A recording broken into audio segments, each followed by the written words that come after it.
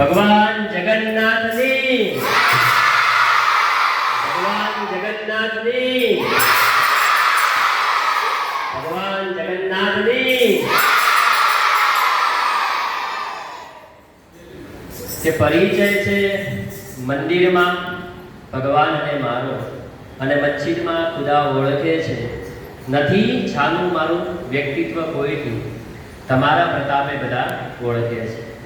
દવે ગૌતમના જય શ્રી કૃષ્ણ. આજનો આ નાનો સરખો કાર્યક્રમ એટલે જે વિશ્વના નાથ, જે જગદીશ, જે જગન્નાથ નાથ છે, જે દ્વારકાધીશ છે, જેમની સૌથી મોટી રથયાત્રા એટલે આપણા ભારતનું આસ્થાનું કેન્દ્ર, આપણા હિન્દુઓનું આસ્થાનું કેન્દ્ર અને ચાર જે આપણા હિન્દુઓની શંકરાચાર્ય ભગવાન પીઠ છે તેનામાંનું એક એટલે જગન્નાથપુરી.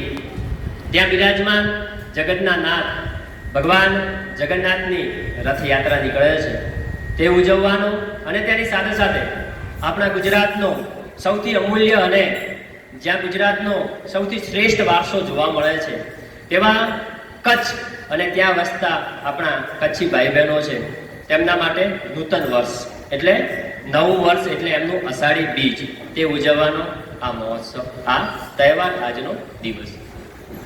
તો આ શુભ પ્રસંગે આપણા અદ્વૈત વિદ્યા સંકુલ જસરાના વિદ્યાર્થીઓ એ પોતાની પ્રતિભાઓ અહીં પ્રગટ કરશે.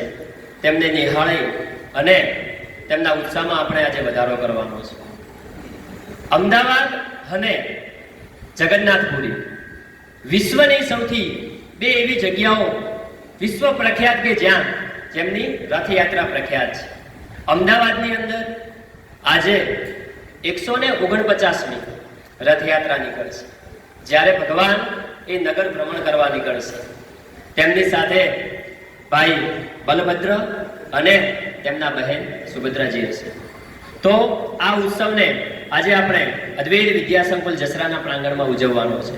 સૌપ્રથમ ફરી આપણને સૌનો હું અદ્વૈત વિદ્યા સંકુલ જસરામાં સ્વાગત કરું છું. અહીં ઉપસ્થિત શિક્ષકો, તમામ વિદ્યાર્થીઓ અને જે આજના પ્રોગ્રામમાં પોતાની પ્રતિભાવો રજૂ કરવાના છે તેવા તમામ વિદ્યાર્થીનીઓ અને શિક્ષકોને આજની અષાઢી બીજની શુભકામનાઓ. તો સૌપ્રથમ હું એક ગીત આ ભગવાન જગન્નાથની રથયાત્રા છે, આ ઉત્સવ છે તેના ઉપર રજૂ કરવા આવી રહ્યા છે નૈનાબેન અને જિંદલબેન, ધોરણ 7ના વિદ્યાર્થીનીઓ. તો જોરદાર તાળીઓથી તેમને વધાવીએ.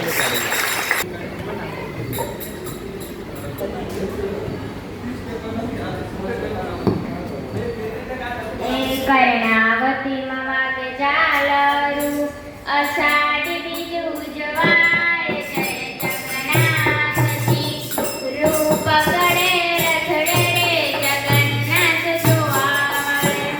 ટોળે વાળા સૌ માનવી મગજંબુનો પ્રસાદ બેસાય, જય જગન્નાથજી રૂપ ગળે રથડે રે જગન્નાથ જોવા મળે. એ મામાને ઘેર આવી પાણીનું નગર ભૂહર ખાય, જય જગન્નાથજી રૂપ ગળે રથડે રે જગન્નાથ જોવા મળે. આવા ગગનને ગાજે નો બધો શરણાયુ સંભળાય, જય જગન્નાથજી રૂપ ગળે રથડે રે જગન્નાથ જોવા મળે. એ કર્ણાવતી વાગે ઝાલરું, અષાઢી બીજ ઉજવાય, જય જગન્નાથજી રૂપ ગળે રથડે રે જગન્નાથ જોવા મળે. રૂપ ગળે રથડે રે જગન્નાથ જોવા મળે. कि न पूछो हमसे हमारी कहानी, कि न पूछो हमसे हमारी कहानी, खुली किताब सी हमारी जिंदगानी. અહીં આવે ત્યારે જ મંચ ઉપર ખબર પડે કે કઈ બાળકની અંદર કઈ પ્રતિભા રહેલી છે. તો તમને પણ વિનંતી કરીએ છીએ કે આવા પ્રસંગો અવારનવાર થતા જ રહે છે. તો આપનો સિંહ ફાળો જ આવા પ્રસંગને એ સફળ અને પૂર્ણ બનાવે છે. તો ખૂબ સરસ રજૂઆત. બે લાઈનો છે ભગવાન જગન્નાથ માટે कि नगर भ्रमण को निकले हैं, नगर भ्रमण को निकले हैं भगवान जगन्नाथ स्वामी।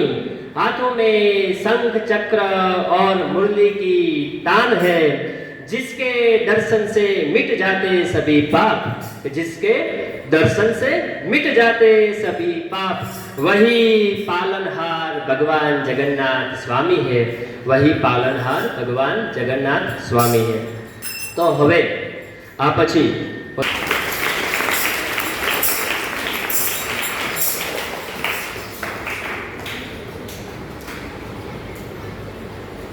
કૃષ્ણ, આજે હું અષાઢી બીજ એટલે કે ભગવાન શ્રી જગન્નાથજીના યશયાત્રા વિશે હું 10 વાક્ય બોલવા ઈચ્છું છું, એટલે તમે ધ્યાનથી સાંભળજો. અષાઢી બીજ એટલે કે હિન્દુ ધર્મનો એક પવિત્ર અને મહત્વનો દિવસ હોય છે.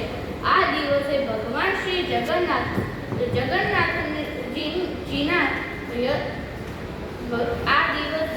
ભગવાન શ્રી જગન્નાથજીનું યશયાત્રા નીકળે છે. આ સૌથી મોટી યશયાત્રા અમદાવાદમાં નીકળે છે. જગન્નાથજી પોતાના મોટા ભાઈ બલભદ્ર અને તેમની બહેન સુભદ્રાજીની સાથે રથમાં બિરાજમાન થઈ અને ભ્રમણ કરે છે. આ દિવસ ખૂબ જ મહત્વનો હોય છે આપણા માટે, એટલે આપણે બધાએ એનો લાભ લેવો જોઈએ. ભગવાન જગન્નાથ હજારો માણસો તેમાં જોડાય છે, જય જગન્નાથજીનો જય દોષ કરે છે અને રથ ખેંચે છે. અને હું છેલ્લે બસ એટલું કહું છું કે તમે પણ ત્યાં જાઓ અને તેમના આશીર્વાદ લો. તે ખુદ આપણા સાથે જ છે, એટલે આપણે તેમનો લાભ લેવો જોઈએ અને તેમના આશીર્વાદ લેવા જોઈએ.